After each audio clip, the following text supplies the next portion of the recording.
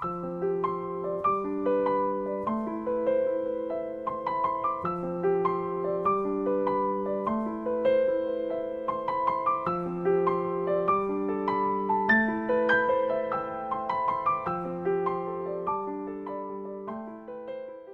brangus laidos Sėkmingi žmonės klausytojai.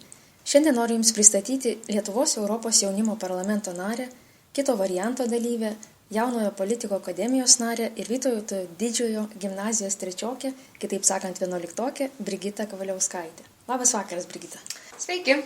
Tai Brigita, pradėkime nuo tavo vaikystės svajonių. Kokios gi jos buvo ir galbūt jau yra išsipildžiusių? Tai vaikystės svajonės tikriausiai buvo, pradėkime nuo to, kad kaip ir kiekvieno, norėjau būti mokytoja, norėjau būti mama, norėjau būti prezidentė ir netgi kosmonautė ir visi tie dalykai, kur visiems girdėti 100 kartų. Bet aš tikrai tikėjau, kad tai yra mano pašaukimas. Kuo aš labiau augau iš tikrųjų, tuo aš labiau nežinojau, ko aš noriu iš gyvenimo.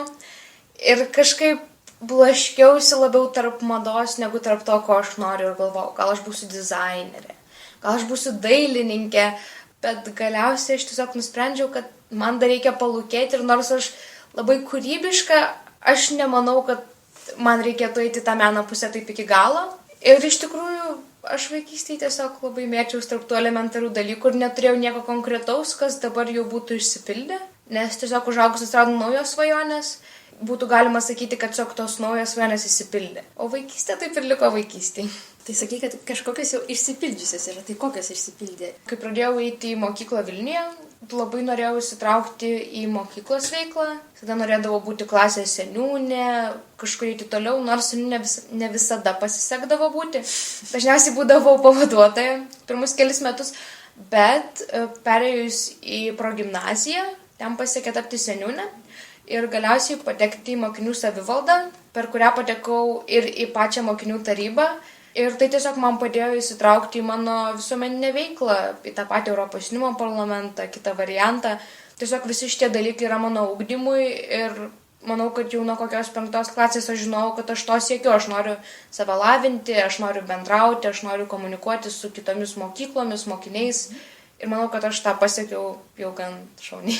Tai jau tikrai, aš jau galvau, nenustosiu vardinti iš tikrųjų, kių organizacijų narė ir dalyvė esi. O kuom taip svarbu tavo gyvenime yra šitos organizacijos ir kodėl būtent jas galima lankyti būrelius, šokius, krepšinį ir ne karate kokį nors būrelį, o kodėl organizacijos jaunimo? Tai gal pirmas dalykas, šios veiklos ne visada turi konkretų grafiką.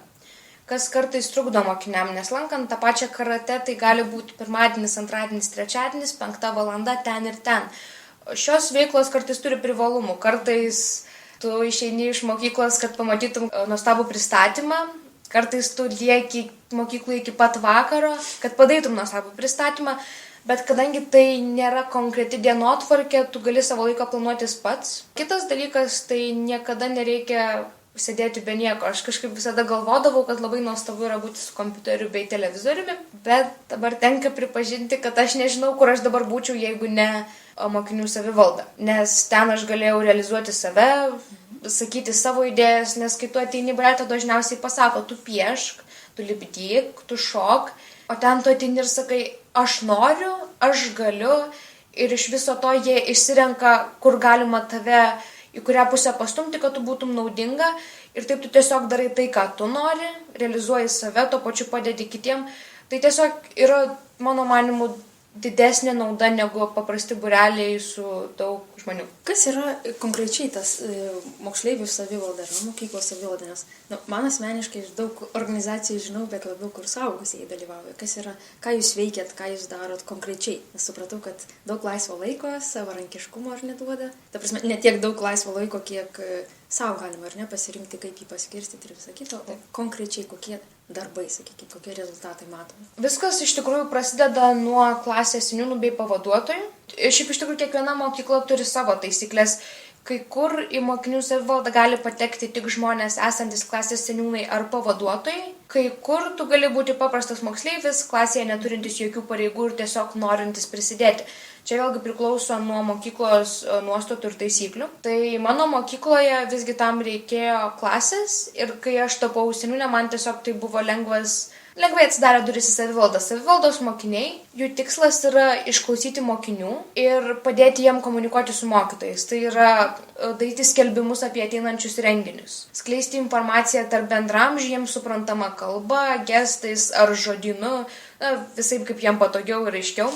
Tai pagrindė tai yra tiesiog informacijos skleidimas ir kai tu išgirsti, ko nori kiti mokiniai, tu tą turi perduoti aukštesniem žmonėm, dažniausiai tai būna savivaldų kuratoriai. Ir tada su savivaldų kuratoriais jie tas mokinių idėjas ir norus nusineša į mokyklos tarybą. Tai mokyklos taryba yra keli mokyklos mokytojai, tada keli mokyklos mokiniai ir keli mokyklos mokinių tėveliai. Ten jų vyksta galutiniai sprendimai. Tai iš tikrųjų paprastas mokinio noras, kad jis, sakykime, nori, kad valgykloje būtų kažkokių bandelių, tam tikrų, kurios jam patinka, o mokinių savivalda gali padėti tą įgyvendinti ir tą jo norą nunešti aukščiau. Tai yra tiesiog bendradarbiavimas, nes kartais mokiniai tiesiog patys nesiryžta eiti pas mokytoją ir sakyti, aš noriu to, aš noriu ano. Ir jiem reikia, kad kažkas jų amžiaus ateitų ir paklaustų, ko tu norėtum, kad tas žmogus galėtų atsakyti drąsiai, nebijot, kad ten iš jo pasijuoks ar kažkaip kitaip, o tik tada vėliau tarp bendramžio pasvarstyti, ar tai iš tikrųjų gera idėja, ar jinai nėra kvaila, ar jinai nėra naivi, ar kažkokia kitokia. Ir jeigu yra galimybė, tai tada ta idėja keliauja aukščiau ir savivaldos pagalba yra įgyvendinama. Man tai skamba labai gražiai. Galvoju, mano laikais jau norės pasakyti, to dar nebuvo.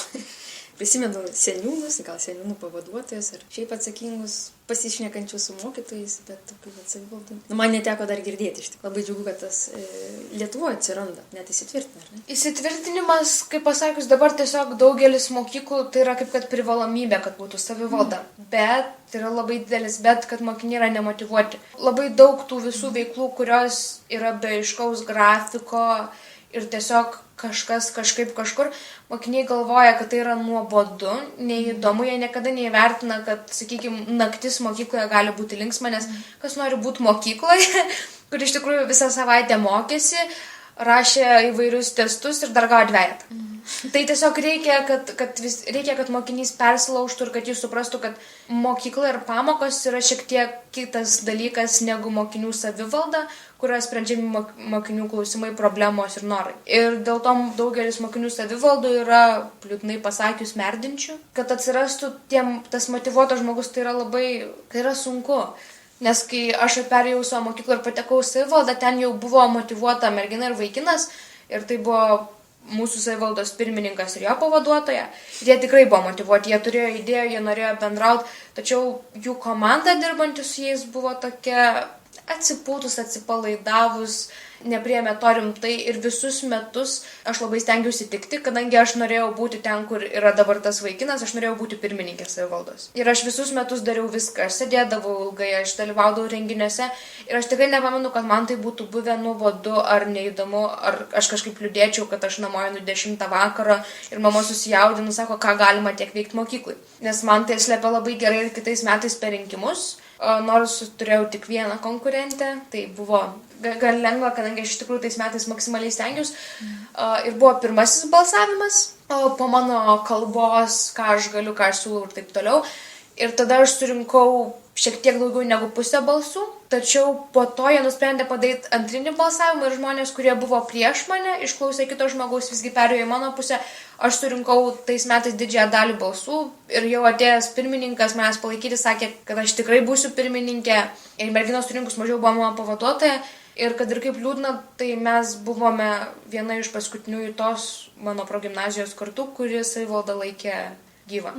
Nes po manęs ta pati mergina buvo jaunesnė ir tada jinai tapo pirmininkė, bet ir tai per prašymus, nes tiesiog tai buvo jau nusibodę, nes labai yra sunku, kai tu turi idėjas bei motyvacijos, bet tu jas turi vienas ar viena ir tau niekas nebenori padėti ir tiesiog per 2-3 metus iš tikrųjų galima išsekti. Ir noris naujų žmonių, naujų idėjų. Ir kadangi to nebuvo, tam mergina buvo pirmininkė, tikrai šauniai atliko savo darbą. Tačiau po jos aš mūsų mokyklos nebegirdėjau nei renginiuose, nei niekur kitur, niekas nebeatsakinėdavo į elektroninius paštus iš įvairių organizacijų, tiesiog tai palūžo. Net mokyklos puslapis, kad ir kaip keista, irgi nutilo dėl to, nes ten didžiąją dalim skelbdavo kažką mokinių savivaldą. Tai tiesiog labai yra sunku mokytojams palaikyti tuos aktyvius žmonės ten. Tų aktyvių žmonių trūksta, nes ne visi supranta, kaip tai yra iš tikrųjų linksma ir malonu ir kad galima patekti, sakykime, ten, kur aš esu dabar. O gal tai suteikia kokias nors privilegijas dalyvavimą šitoj savivaldoje? Nežinau, mokytojai geresnius pažymius rašo. Na, žmonės jau žiūri kaip į pagarbų žmogų, kažką pasiekusi mokykloje ar priešingai. Čia. Iš tikrųjų labai dvipusis atsakymas. Būna labai įvairiai su pažymiais, tačiau toks dalykas, kad ten, kur aš buvau savivaldai, tie mokytojai buvo, čia yra vienas sritis, čia yra kitas sritis ir mes čia nemaišysim. Jeigu tu gausi 2, tai tu žinai, kad tu gavai 2 ir tai yra tavo duetas, mes jo netaisysim. Bet jeigu tiesiog tie mokytojai turėjo daugiau informacijos apie tai, kas vyksta mokykloje. Ir jeigu aš, sakykime, pavėluodavau pamoką dėl susirinkimo, jie tiesiog žinodavo, kad aš nemeluoju ir kad aš nesišlaiščiau kažkur mokykloje, kad aš iš tikrųjų dariau paslaugą mokyklai. Ir tiesiog tai kartais išsukdavo iš nematomų problemų. Tiesiog jie patys suprasdavo, kad aš nesu bloga mokinė, kuri piktybiškai vėluoja ar, sakykime, nedalyvauja pamokose, bet galbūt važiuoja į savivaldybę, klauso kažkokių ypatingų paskaitų, tada viską perduoda mum. Tai čia buvo tas pliusas. Mokinių atžvilgių mano asmeninė patirtis buvo nekokia, nes visi buvo labai priešiškai nusiteikę. Galbūt dėl to, kad aš buvau, kaip tai galima pavadinti, iššaukiančias išvaizdos. Buvau vienas šonas plaukų buvo labai trumpas, kitas buvo išvis be plaukų. Vietoje auskarų buvo grafkės, nes, man atrodo, neturėjau pinigų ant auskarų. Nors mano vėliau visgi pasakė, einam, aš tau versiu normalius auskarus, nes aš jau bijau, kad infekcija atsiras. Bet kokiu atveju, tiesiog visi mane matė kaip labai pasikėlusi ir netinkama tai veiklai. Ir kartais, kai siūlydavo idėjas, kurios iš tikrųjų yra, na, sakykime, ar kvailos, ar tokios, kurių niekas neklausys, net jei aš maksimaliai stengsiuos, tiesiog galvodavo, kad aš esu piktybiškai nusiteikusi. Prieš juos ir dėl to tų idėjų neperduodu aukščiau, arba, pavyzdžiui, per renginius, sakykime, mes turėdom tenai įvairias diskotekas ir, pavyzdžiui, būdavo ta pati Helovyno diskoteka ir aš 2 metus iš eilės laimėjau geriausią kostiumą. Ir tiesiog visi galvodavo, kad čia yra kažkas susijęs su pažintim, nors iš tikrųjų aš tiesiog kelias valandas sėdėdavau ir tam ruošdavaus. Tai tiesiog visi šitie reikalai, bet žmonės tiesiog galvojo, kad mane tai iš tikrųjų iškelia aukščiau negu yra jie ir kad aš turiu visokių privilegijų ir esu kažkokia labai nuostabi. Ir dėl to gal labai daug patyčių iš to ateidavo ir pykčio, nors iš tikrųjų tai, kaip minėjau, tai tiesiog mokytojai suprasdavo, kad aš nesu piktybiškai nedalyvaujantį pamokose mokinė, visa kita nebuvo niekaip susijęta su ta veikla ir tai buvo 2 atskiri dalykai. Ir dar labai būdavo sunku, kad mokiniai kartais pykdavo, sakykime, ateina renginys, mes su savo savivaldos grupe prasidėdavom iki 10 vakaro, dekoruodom viską ir tada kitą dieną mokiniai pykdavo. Tas negražu, tas baisu, tas man nepatinka, bet patys nieko niekada nedarydavo, tiesiog pykdavo, kad mes darom blogai. Tai tas buvo gan sunku, ten ir toks rajonas buvo, kur ne visi mokiniai buvo taikus ir ramus, o tokie, kur labiau pasityčioti, kad būtų šiek tiek aukščiau. Tai mano patirtis buvo nekokia. Dabar, šiais laikais, kiek aš žinau, jeigu savivaldos nariai savo pareigas atlieka atsakingai, tikrai atsakingai be jokių nesąmonių, tada jie yra gerbiami. Tada jie tikrai yra gerbiami, vertinami tiek mokinių, tiek mokytojų. Taip galbūt priklauso dar ir nuo amžiaus, ar ne? Dabar vis dėlto 11-okė, tai jau vienas žingsnis į suaugusiųjų pasaulį. Kaip tik užsiminė apie patyčias, ar jos tebėra tokios pat skaudžios, palyginus, tarkim, kokia buvo progimnazija, taip, asmeniškai. Ir gimnazijoje dabar, iš tikrųjų, mes daug labai girdime skaluojamų tų patyčių žiniasklaido, ar ne, kaip yra iš tikrųjų iš mokinio pusės požiūrį. Ta patirtis mano progimnazijoje buvo gan skaudi, nes visos tos patyčios ateinančios ar iš mokinių, ar iš mokytojų, kurie nepalaikė mano išvaizdos ir laikė tai kaip kad problemos iššaukimu. Ta prasme, kad aš patyčias prisišaukiu ir aš esu kalta, nes aš apsikirpau. Čia tas pats, kas sakyti, kad žmogus yra blogas dėl to, nes, kad, sakykime, toks labai konkretus pavyzdys, kaip mergina kažkas, sakykime, išprievartauja ir visi sako, ji kalta, nes per ryškus makiažas, per trumpas sijonas, jinai naktį kažkur ėjo. Bet čia yra absurdas. Švelniai tariant, čia yra absurdas, nes mergina tiesiog ėjo namo, buvo apsirengusi kaip jai gražu ir pasidažiusi kaip jai gražu ir ji nebuvo dėl to kalta. Ir lygiai taip pat dėl to, kad aš atrodžiau kažkaip, aš nemanau, kad aš nusipelniau tų visų patyčių. Ir tai, kas ten buvo, tai tiesiog davedė iki depresijos. Visi draugai pavedė, niekas nenorėjo nei klausytis, nei gilintis, nei padėti spręstų problemų, nes aš suprantu, 8 klasės mokiniui tai tikriausiai yra per daug. Ir jau man vienai tai buvo sočiai virš kaklo, o dar kažkam kitam atrodė visiškai nesuprantama sfera, kaip gali kažkam būti depresija, kažkas blogo, patyčios kažkas. Ir tiesiog visi labai nuo manęs atsiribojo, bet visa šita patirtis mane tiesiog išmokė atsirinkti žmonės. Ir nors aš tada turėjau begalybę draugų ir su manim per dieną pasisveikindavo bent 20 žmonių, 5 iš jų aš net nepažinodavau, tai dabar tas yra likę. Lygiai taip pat aš kartais sulaukiu, labas, aš nežinau, kas tas žmogus, bet tikriausiai jie žino apie mane. Ir aš tiesiog dabar žmonės turi apie mane gerą nuomonę, tai kad aš tų žmonių nepažįstu. Nes aš nuoširdžiai, be jokio melo, brangių žmonių, čia netgi skaitant jau šeimą, suskaičiuočiau ant savo abiejų rankų. Tai yra žmonės, kurie man yra brangus, patikimi, svarbus, pradedant mama, patėvių, brolių, geriausia draugė ir dar porą draugų, močiute, bet taip plius minus ir užsidaro dėl to, kadangi aš pradėjau labai nemėgti tų visų paviršutiniškų draugysčių ir iš karto, kai aš pradedu bendrauti su žmogumi, aš stengiuosi įsigilinti, ar tas bendravimas bus paviršutiniškas, ar jis gali būti man kažkuom naudingas, džiugus ir ilgalaikis.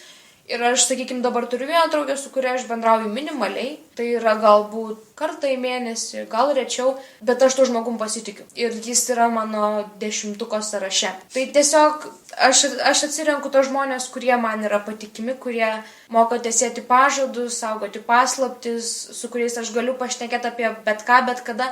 Ir tai nebūtinai yra žmogus, kurį aš pažįstu ilgai. Tiesiog kai kurie žmonės skaičia tas tokias kaip kad bangas, tokias saugumo, pasitikėjimo, kai kurie tu matai ir jauti, kad tas žmogus turi tiek draugų, kad tavo vardą pamirš po 2 sekundžių. Tai aš bendradarbiauju su visais ir visada būnu draugiška visiems. Ta darau visada ir darysiu visada, nes labai noriu skleisti gėrį. Tiesiog nepažadu, kad palaikysiu su visais ilgas draugystės, jeigu aš matysiu, kad tai gali nuvesti iki, sakykime, kažkokių paslaptėlių apie mane kitur, ar kažkokių dalykų, kuriuo aš nežinau, nes visokių žmonių esu sutikus net dabar, kur eina, skleidžia kažkokius gandus, o aš jas gal mačiau 2 kartus. Net susirimavo, tai antiek yra juokinga, kad net rimuojasi. Tai aš dabar tiesiog nebebendrauju su žmonėm ilgai, kurie man tiesiog neatrodo. Aš tiesiog nemanau, kad aš turėčiau švaistyti jų laiką, kai aš žinau, kad aš siekiu daug daugiau draugystėj negu labas, ką veiki. Ir aš nemanau, kad jie turėtų švaistyti mano laiką, jeigu jie mano vardą toj pamirš. Galbūt tai gali skambėti šiek tiek šlykščiai ir mano mama yra šiek tiek susirūpinus, kad tai nėra iki galo normalu, kad, kaip jinai įsireiškia, nemėgstu žmonių. Bet iš tikrųjų aš mėgstu žmonės ir mėgstu visus. Ir tol, kol žmogus nedaro nieko blogo kitam, tol, kol jis gyvena savo gyvenimą taip, kaip jis nori, man nesvarbu, ką jis daro lovai, nesvarbu, ką jis daro darbe ar kitur. Bet tol, kol jis nekenkia niekam, aš jį mylėsiu, mėgsiu ir sėkmės tau gyvenime. Tiesiog galbūt mes netapsim sielos draugais ir tiek. Na, iš tikrųjų, sielos draugais tai negali būti 10, ar ne? Tiesa. 1, 2 neišdalinsi tos sielos, kaip sakau, neišdalinsi perlų visiems. O jeigu grįžtam dar prie patyčių, kadangi daug vaikų patiria patyčias, ar ne? Ką galėtum patarti jiems, kaip išeiti iš tos patyčių, galbūt ir jie, ar ne, po patyčių jaučia kažkokią ar depresiją, ar atstumti yra visų, kur jiem kreiptis tokiu atveju? Pagrindinę dalį jau išnekėjau, tai savo veiklos, savo laisvo laiko užėmimas veikla, užklasinė veikla. Tai gali būti būreliai, tai gali būti kažkas. Labai dažnai būna, kad kai žmogus patiria patyčias ar yra šiaip kažkaip liūdnoje vietoje, jis tiesiog nežino, kur dėti savo laiko ir visiškai nieko neveikia. Tiesiog dienas guli lovoje, mokykloje būna niurus ir kartais aš sutinku, kad draugai nelabai gali padėti, nes galbūt, kaip kad mano atveju, tai nėra labai ištikimi draugai ar norintys užsiimti problemas.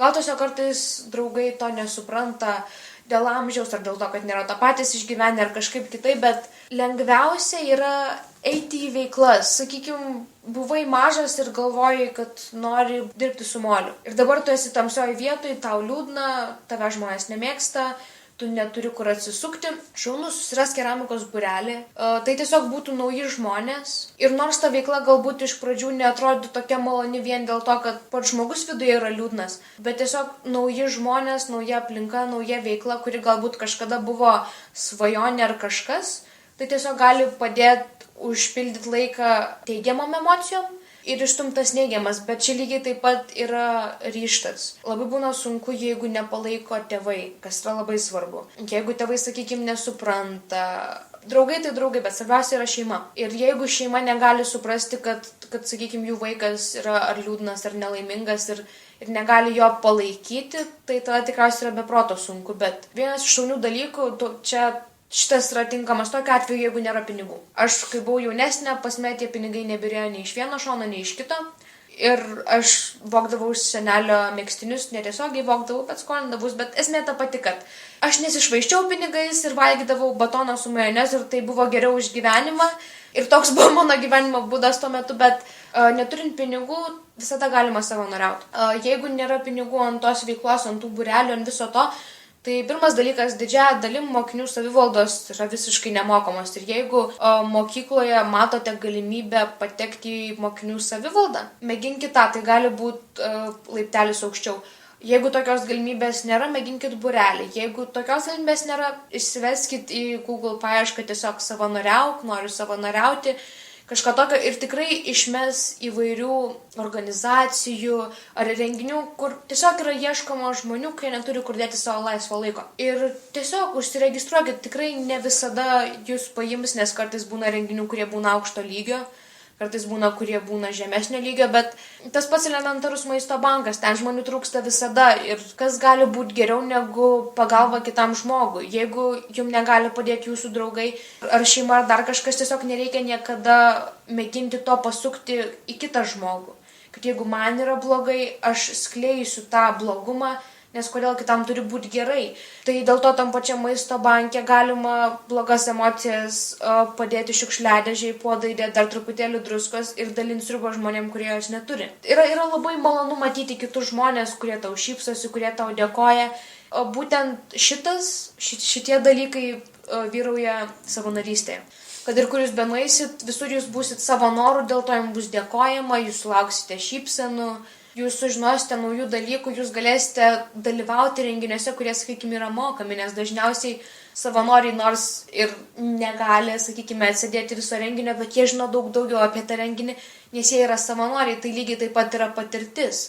Ir dalyvavimas ir savanorystė yra du skirtingi dalykai, nes savanorystė jau yra geras darbas, kuris gali padėti visur, lygiai taip pat stojant į universitetą. Tu visada gali parašyti, kad aš visą gyvenimą savanoriavau ten, patekau į tokią veiklą ir į tokią. Ir visiška tiesa, kad daugelis universitetų tiesiog ieško mokinių, kurie yra motyvuoti. Ir šauni galimybė parodyti savo motyvaciją, tai yra užsiimti įvairią veiklą. Nes ta veikla tikrai padeda išlipti iš visų blogų dalykų. Ir daugelis mokinių to nežino, jie nežino, kur kreiptis, jie nežino, ką daryti, nes atrodo, kad tai yra labai nepasiekiama. Dabar visgi jau technologijos, kompiuteriai, telefonai kaip kompiuteriai, visa kita dabar iš tikrųjų viskas po ranka, bet būna, kad vis tiek žmogus būna taip toli, taip nutolęs nuo savo gyvenimo, kad jis nežino, ką daryti. Tai jei bet kas išklausančių yra toj vietoj, tai žinokit, kad savanorystė.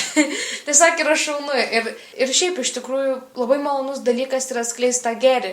Aš manau, kad jeigu žmogus yra blogoje vietoje, jis turėtų mėginti būti kitiems toks geras, kokie jam nėra kiti žmonės.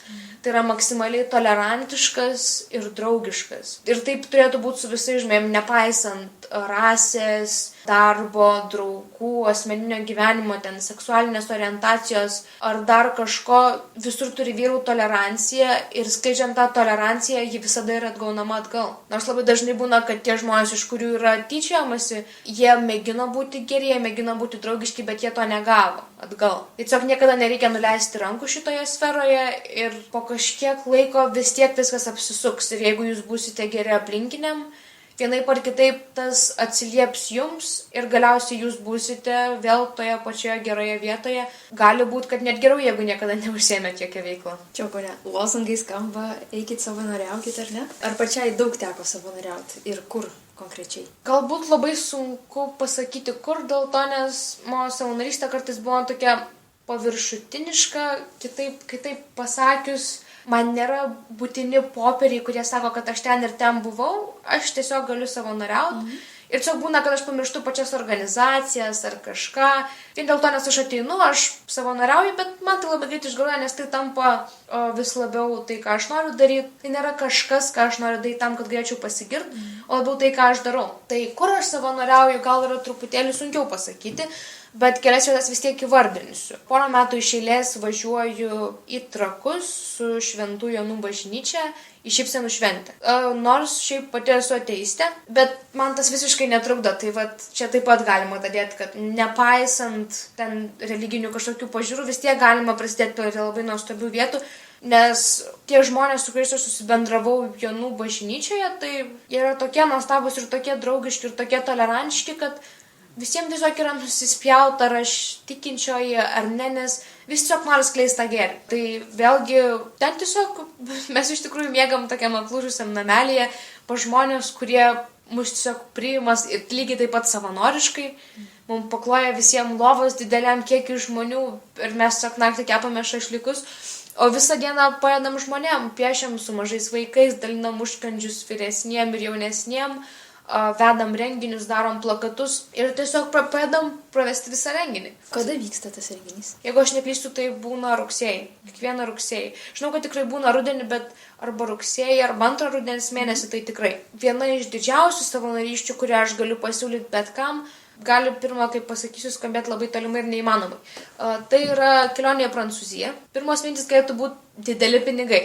Galbūt, bet iš tikrųjų toj šnekėsiu daugiau. Tai su ta pačia Šventų Jonų bažnyčia aš jau, jeigu neklystu, 2 metus iš eilės važiavau į Prancūzijos vienuolyną, Taize, tai yra mažas miestelis. Ir nors ten viskas yra pagrįsta šiaip religija, nes tai yra labai labai stipri religinė vieta, bet lygiai taip pat jūs esat ten kviečiami, kad ir kokie jūs būtumėte, tol, kol jūs nesat blogi. Tas miestelis vadovaujasi savanorystė, visur dirba tik savanoriai. Aš net nesu tikra, galbūt netgi pačios seselės yra moteris, kurios ten savanoriauja, bet už tai tiesiog gauna kur gyventi ir ką valgyti. Nes ten viskas yra pagrįsta tuom. Kai tu atvažiuoji ten vieną savaitę, tu už tą vieną savaitę susimoki 45 eurus. Kas yra nemažai, tai yra už maistą, tai yra už nakvynę. Tačiau, jeigu tu lieki kaip savanoris, kad ir kiek tu ten liksi, tau toliau nekainuos nei 1 centą. Tai tiesiog, kad pats miestelis ir vienuolynas galėtų išgyventi, jeigu tu atvažiuoji kaip tiesiog norintis pailsėti ir pabūti su savimi žmogus,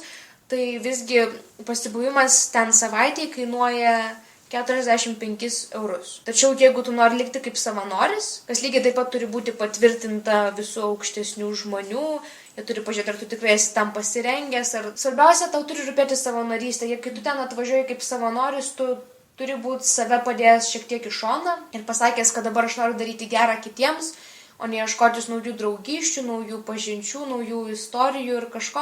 Aš dabar noriu padėti kitiems, aš noriu savanoriauti. Ir jeigu tavo norai yra tokie, tu tiesiog pasakai, kiek tu laiko ten nori likti ir tu ten tiesiog savanoriauji. Ir po tos pirmos savaitės tu gamini maistą, tu valai tualetus, tu kloji lovas, tu priimi naujus žmonės, kurie atkeliauja, tu prižiūri bažnyčios tvarką, tu prižiūri, kad vakare visi eitų miegoti laiku. Iškart įspėsiu, tai nėra kalėjimas, viskas gerai. Bet tiesiog vis tiek ten turi vyrauti ramybė ir dėl to visur ta tvarka yra. Visur dirba savanoriai tiek maisto gaminime, tiek maisto dalinime. Ir čia, kuo tu esi vyresnis, tuo daugiau tau galimybių Taize atsiveria. Kai tu esi jaunas, tu gali klausytis, bet kuo tu labiau augi, tu gali pradėti dirbti, o kai tau sueina 18, tu jau gali pradėti ten savanoriauti. Ten būdamas, tu kas mėnesį tiesiog bendrauji su savo paskirta tau sese. Ir tiesiog stojami šneka apie orą, kaip tau sekasi, kaip tu jautiesi. Tiesiog kiekvieną mėnesį dar kartą pažiūri, ar tau dar ne per daug tos Taize, ar jau nemetas grįžti į tą tikrą pasaulį, kur viskas yra šiek tiek sunkiau. Ir jeigu mato, kad tu esi toks, koks tu buvai, toks pat laimingas, toks pat fainas ir visoks kitoks, tada tu ten gali būti ganėtinai ilgai. Ir aš pažįstu netgi vieną vaikiną, kuris tiesiog po gimnazijos pasiėmė laisvus metus ir išvažiavo į Taizę. Tam, kad padirbėtų, tam, kad pabūtų, nuo tėvų galvos nukrovė skaičiuką, nes ten investicijų jam nereikia jokių, nes jį pamaitina, jį užmigdina ir jis dar padaro kažką gerą kitiem. Tai čia yra didžiausia savanorystė. Šiaip iš tikrųjų aš einu per viską. Jeigu kažką pamatau, tai tiesiog užpildau paraišką ir kai būna, tai būna. Savanorystė yra gerai, labai gerai. Iš tikrųjų, puikios žinios apie savanorystę, kas dar nedrįsot. Tik klausimas man kilo, ar reikia būtinai prancūzų kalbą mokėti važiuojant, būtent tezė savanorystė? Ne, ten didžioji dalis žmonių yra iš visur ir ten tie žmonės juda, kaip aš ir minėjau, didžioji dalis atvažiuoja vienai savaitį. Ir ten šiaip yra šnekama angliškai. Prancūzų yra, ten galima netgi pasakyti kaip antroji kalba. Kad ir kaip tai būtų keista, bet iš tikrųjų ten vyrauja anglų kalba ir visi ten moka šauniai puikiai angliškai. Ir prancūzų nėra tokia svarbi, nors esi Prancūzijoje, kas be ko labai miesteliai gražus aplink, kur galima pakeliauti. O pats vienuolynas turi tokį privalumą, kad ten esant, ta parduotuvėlė neturi PVM. Šiaip Prancūzijoje, lyginant su Lietuva, tai vis tiek yra brangu. Jeigu, kad kiekvienas suprastų, jeigu čia Coca-Colos buteliukas kainuoja 3 litus, tai ten kainuoja kokius 7. Tai tiesiog ta pati taizė parduotuvėlė, kuri turi nuo dantų šepetėlių iki tapkučių iki šokoladuko. Tai ten tiesiog viskas yra plius minus lietuviškom kainom, kas yra taip pat labai džiugu Lietuvui ar bet kokiam kitam žmogui, kuris nesimėto pinigais. Tai gal dabar keliaukim prie Lietuvos Europos jaunimo parlamento. Kas čia per organizacija, kodėl nusprendėjai dalyvauti joje ir ką jinai tau suteikia, kokias perspektyvas? Tai kodėl nusprendžiau dalyvauti? Tai kaip ir minėjau, noriu realizuoti save ir skleisti savo idėjas. Dėl to prieš porą metų, kai tiesiog naršydama Facebook'e pamačiau, kad jie ieško naujų savanorių, užpildžiau jų anketą ir mane pakvietė į susitikimą su manimi pašnekėti. Labai įdomi istorija, nes atėjus į tą susitikimą mergina, kuri mane kalbino, buvo mergina, su kuria aš ką tik grįžau iš Taizė. Tai susitikau draugų, dėl to tas žmogus labai aiškiai tiek mane, tiek mano draugė, kuri kartu su manimi tuo pačiu metu prisijungė, pažinojo. Žinojo tiek apie mūsų iškalbą, tiek apie žinias, tiek apie norą ir galimybės. Dėl to tai buvo gan paprasta, tačiau nemeluosiu, pirmi metai buvo gan niūrus. Ne dėl to, kad organizacija bloga, bet dėl to, kad aš patingėdavau ir kartais neįsitraukdavau arba nesutapdavo tiesiog laikai. Aš važiuodavau pas močiutę, o jie darydavo svarbų susirinkimą. Ir tiesiog truputėlį buvo sunku įsitraukti pirmais metais, bet antriem metam prasidėjus, tiesiog iškart šokau ir pradėjau kažką daryti, nes tai yra organizacija, kurioje aš noriu, kad atsimintų mano vardą, bent kažkiek. Dėl to dabar sekasi gan neblogai, tai visi visada ten šneka apie sesijas. Aš atėjus buvau išpūstom akim, kas ta sesija, kur ta sesija, kas čia kaip kur. Tai sesija yra tų pačių Europos jaunimo parlamento organizacijų įvairiose šalyse, tiesiog bendradarbiavimas ir susibūrimas kažkokiam mieste, kur būna nagrinėjami kažkokie Europai aktualūs klausimai. Kaip kada kartais tos kelionės būna tolimos ir ganėtinai brangios, bet visai neseniai, prieš pat Kalėdas, tiesiog iššoko pasiūlymas keliauti į Latviją. Ir kadangi ta kelionė nebuvo tokia brangi, aš sutikau ir prasisukau iki 200 litų su pirmyn atgal ir dalyvio mokesčių. Ten nuvykus, žinoma, visada, kad ir kokioje šalyje vyktų ta sesija, tai dažniausiai didžioji dalis dalyvaujančių būna tos šalies, bet būna ir kita šalių. Tai savo grupėje mūsų buvo, kiek, man atrodo, 9. Ir mes 2 merginos buvom ne iš Rygos, o šiaip beveik visi buvo iš Rygos arba kažkur labai už šalia. Bet vis tiek visi buvo labai draugiški ir šnekėjo visada angliškai, ten lygiai taip pat vyravo anglų kalba. Kas ten yra naudingo, tai pirmas dalykas, tu lavini savo anglų kalbą, tu lavini savo žinias apie Europos Sąjungą, apie tai kaip kas kur kada, kokie yra klausimai, kas vyksta aplink. Ir būtent šį kartą mano komanda nagrinėjo žmonių teisės. Žmonių teisų yra labai įvairių. Šį kartą buvo išdrįsta pasirinkti temą, kuri kai kuriem dar yra ganėtinai skaudi ir jautri, bet tai buvo lesbiečių, gėjų, biseksualų ir trans žmonių lygių teisių egzistavimas, ar jos yra, ar jų nėra, ir ant kiek jos turėtų būti saugomos, ugdomos ir taip toliau. Ir ta komanda, kurią aš gavau, nepasakyčiau, kad visi iki galo buvo, taip, kiek aš šaunu, buvo tokių, kurie turėjo ir neigiamų nuomonių, bet kas yra šauniausia, kad Europos jaunimo parlamente žmonės yra labai atviri idėjom ir jie sprendžia ne pagal tai, ką jie matė internete, pas mamytę girdėjo ar kažkaip, o pagal tai, ką išgirsta patys.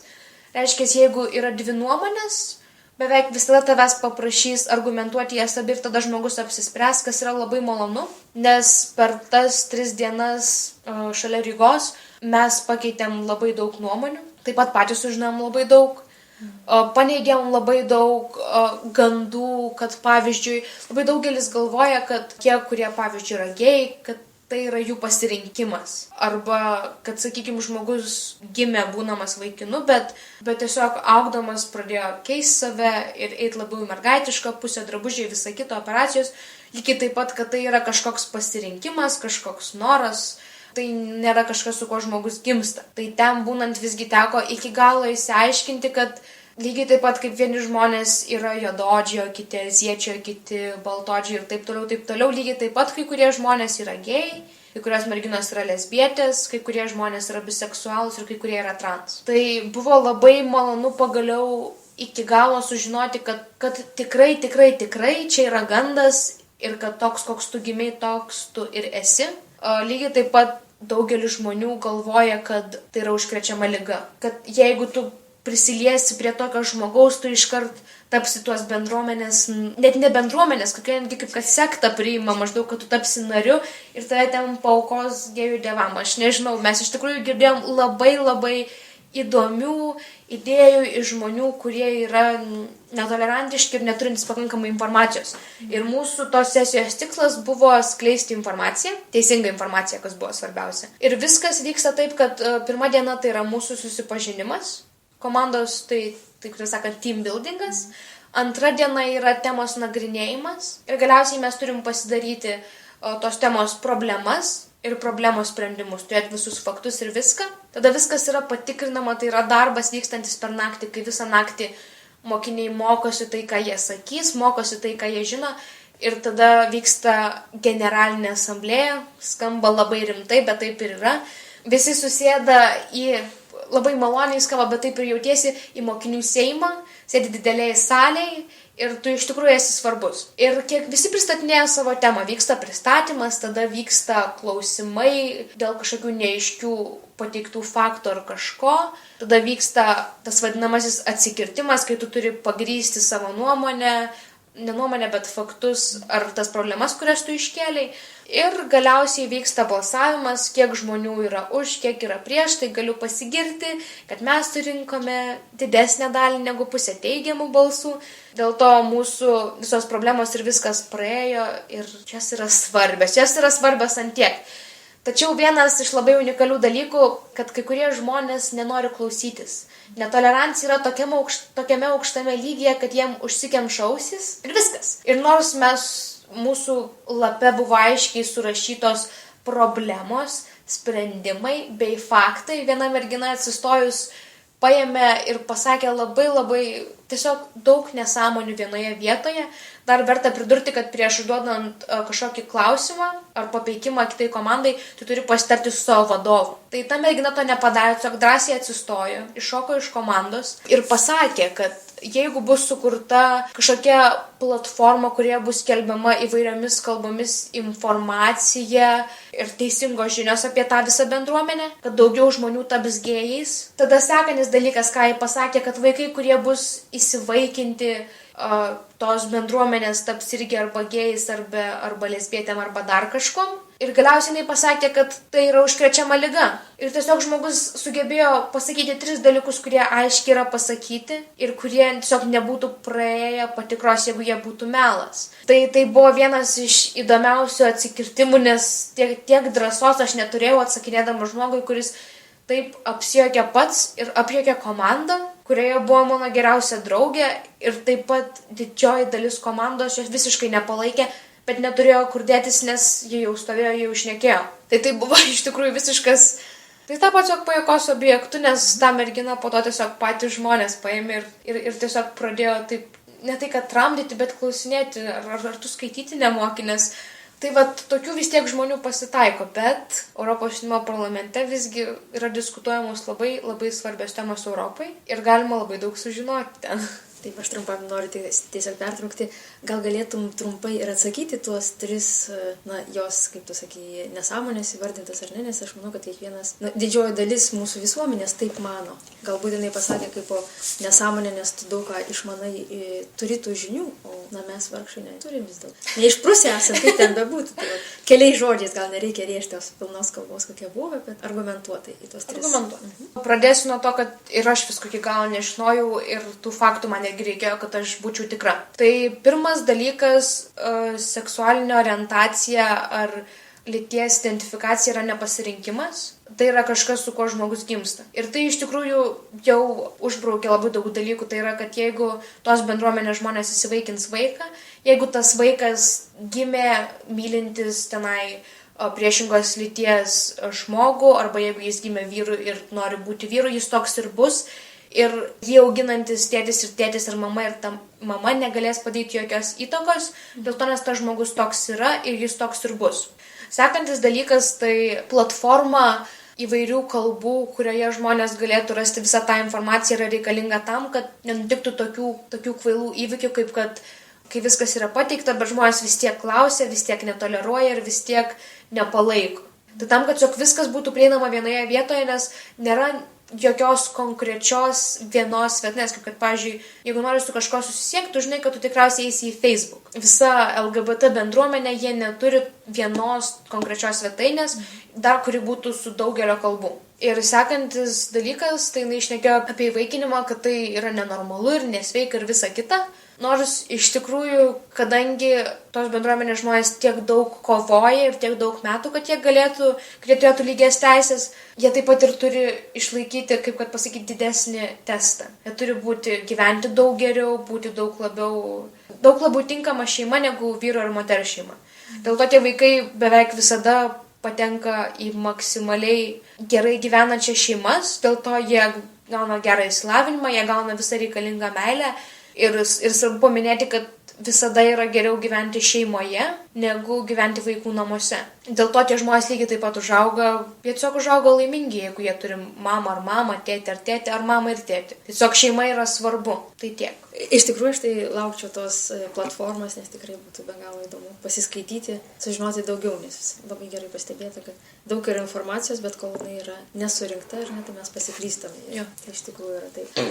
Galbūt dabar galime pereiti būtų prie dabartinio ir ateities tavo svajonių. Ar nėra tokios minties, kaip tapti kokia prezidentė Lietuvos? Visada su mielu noru sutikčiau, bet nesu tikra, ar tai yra iki galo man, kadangi visgi mano siela yra labai kūrybiška ir nors aš labai noriu eiti į politikos pusę, aš nenoriu eiti į pačias rimčiausias tas tokias vietas. Tiesiog prezidentė turi būti labai atsakingas ir didžioji dalis tavo sprendimų turi būti pagrįsti faktais ir sveikų protų. Ir ten nėra tiek daug laisvo mąstymo, linksmų idėjų. Dėl to visai įdomu būtų keliauti į viešuosius ryšius, nes tam tu visgi jau bendrauji, gali skelbti idėjas žemesniam lygyje, kurios, sakykime, neišgazdintų visos Lietuvos, nes ne visada jos būna gerai. Bet kokiu atveju aš norėčiau eiti į politikos pusę, bet aš norėčiau turėti taip pat kažkiek laisvės savo idėjom ir žodžiam ir kūrybiškumui, tam, kad ta politika nebūtų tokia politiškai rimta ir kai kuriem net nuobodi. Aš noriu, kad tai būtų įdomu ir jaunam, ir dideliam, ir kad visi atrastų savo vietą. Ir dėl to jungti tuos pačius mokinius ar šalis tiesiog bendraujant, siūlant įvairius renginius, aš manau, kad aš norėčiau būti toj pusėje. Ir nors man da kai kurie sako, tai tu būk dailininkė dar kažkas, tai čia vėlgi pasakysiu, kad ne.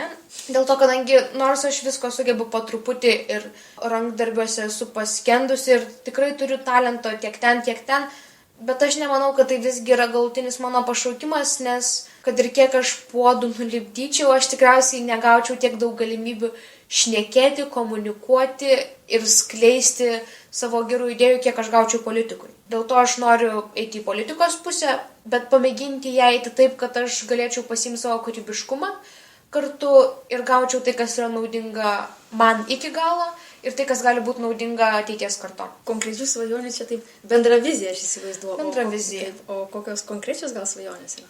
Gal baigti gimnaziją ir patekti į universitetą, kurį aš noriu. Bet čia vėlgi dabar tik ieškojimai, svajonės, o mano netikra sesė iš patėvio pusės tiesiog, jinai dabar gyvena Londone ir jinai ten lygiai taip pat yra išvykus mokytis. Tai kodėlgi ne, aš manau, kad tai yra šauni galimybė ir nors iš to, ką aš žinau, jai pirmieji keleri metai tikrai buvo labai sunkus tiek pinigų atžvilgių, tiek bendradarbių atžvilgių, tiek tiesiog labai yra šiaip daug streso palikti savo šalį, bet verta pripažinti, kad kitose šalyse yra įdomesnių ir daugiau mokymosi programų, yra daugiau galimybių į praktiką, į kalbos lavinimą, dėl to aš visgi tokia kaip kad tikra svajonė, tai aš norėčiau po gimnazijos susirasti gerą universitetą ir į jį įstojus iškeliauti ir ten iš savęs išsunkti viską, ką galiu, bet tuo pačiu išmokti gyventi savarankiškai, išmokti valdyti savo pinigus ir tiesiog iki galo išmokti suprasti gyvenimo vertę, nes aš dar kartais